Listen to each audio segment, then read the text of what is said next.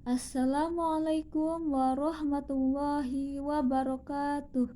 Selamat pagi anak-anak kelas 4 yang soleh dan soleha. Pada pertemuan kali ini kita akan belajar tentang bebasan Kangge kelas papat, yaitu bahasa Jawa Banten untuk kelas 4, yaitu tema 5, yaitu menghargai jasa pahlawan atau menghargai jasa pahlawan. Sebelum kita mulai belajar, marilah kita bersama-sama mengucapkan ayatul basmalah. Bismillahirrahmanirrahim. Nah, pada kesempatan kali ini yaitu kita harus menghargai jasa pahlawan kita. Yaitu menghargai jasa pahlawan di sini yaitu guru.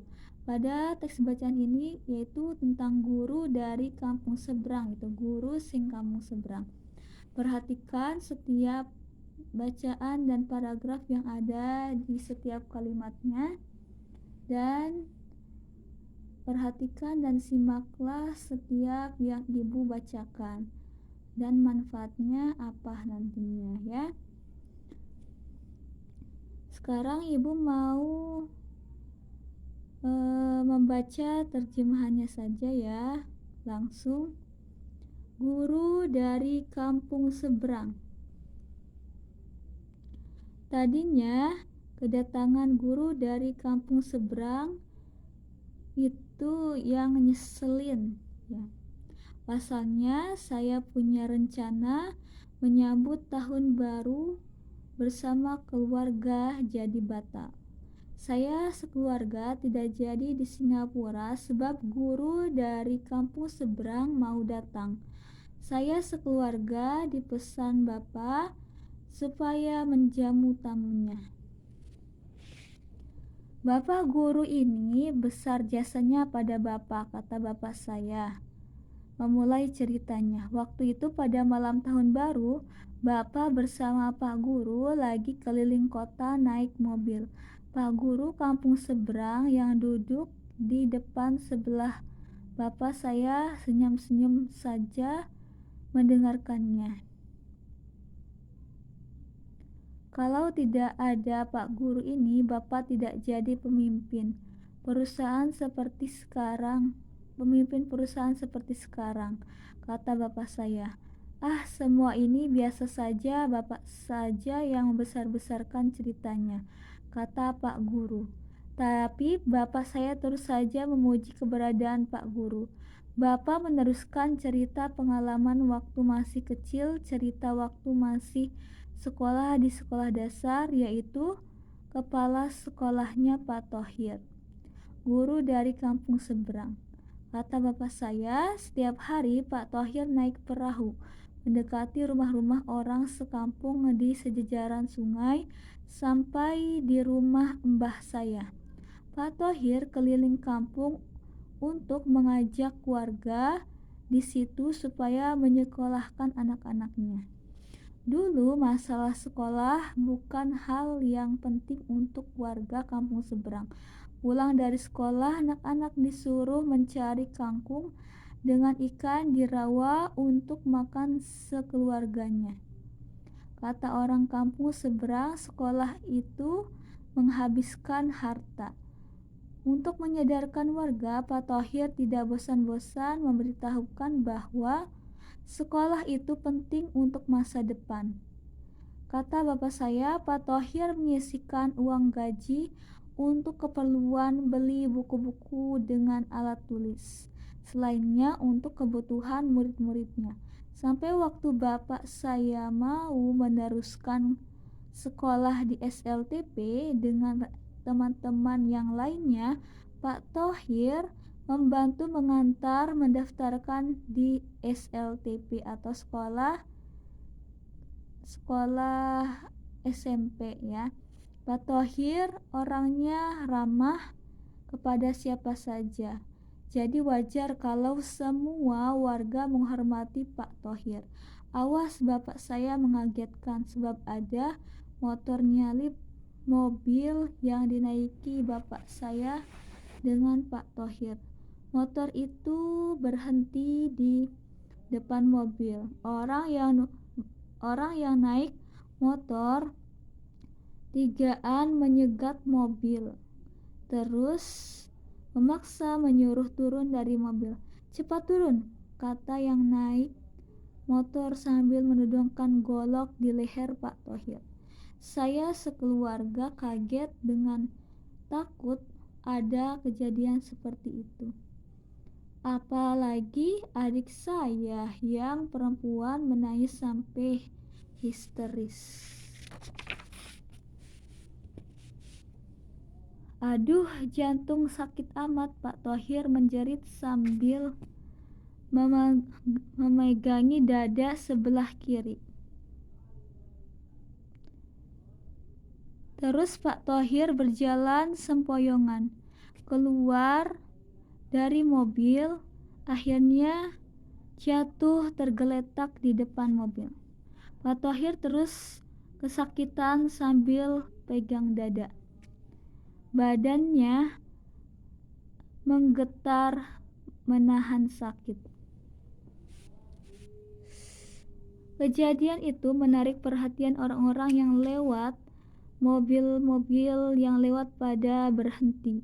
Orang-orang pada turun mendekati Pak Thohir yang lagi kesakitan. Ingin menolong.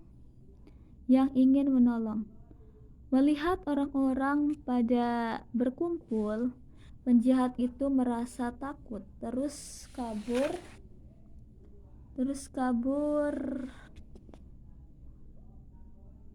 meninggalkan Pak Thohir.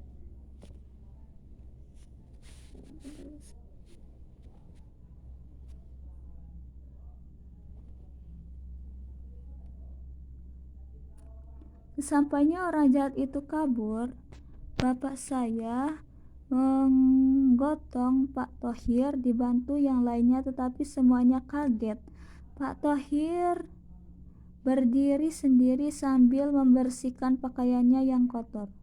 "Jangan takut bapak-bapak, saya tidak kenapa-napa. Tadi itu pura-pura kena serangan jantung. Maaf ya, saya merepotkan semuanya. Saya berhasil sudah menipu penjahat. Kalau tidak seperti itu, pasti ada korban. Terima kasih Pak, kalau Bapak tidak cerdik dan pintar. Bagaimana nasib saya sekeluarga?" kata bapak. Saya senyum bahagia. Sudah itu, saya sekeluarga melanjutkan jalan-jalan merayakan tahun baru. Saya sekeluarga kagum dan senang mengetahui keberadaan dan kecerdikan Pak Thohir. Pak Thohir banyak jasanya kepada orang sekampung, termasuk sudah berhasil mendidik bapak saya. Terima kasih Pak Thohir, jasa Bapak diingat terus sampai akhir hayat. Saya sambil membisiki di kupingnya. Nah, jadi cerita tersebut adalah cerita tentang jasa Pak Thohir yang begitu banyak kepada keluarga bapak saya atau Bapak Kule. Yaitu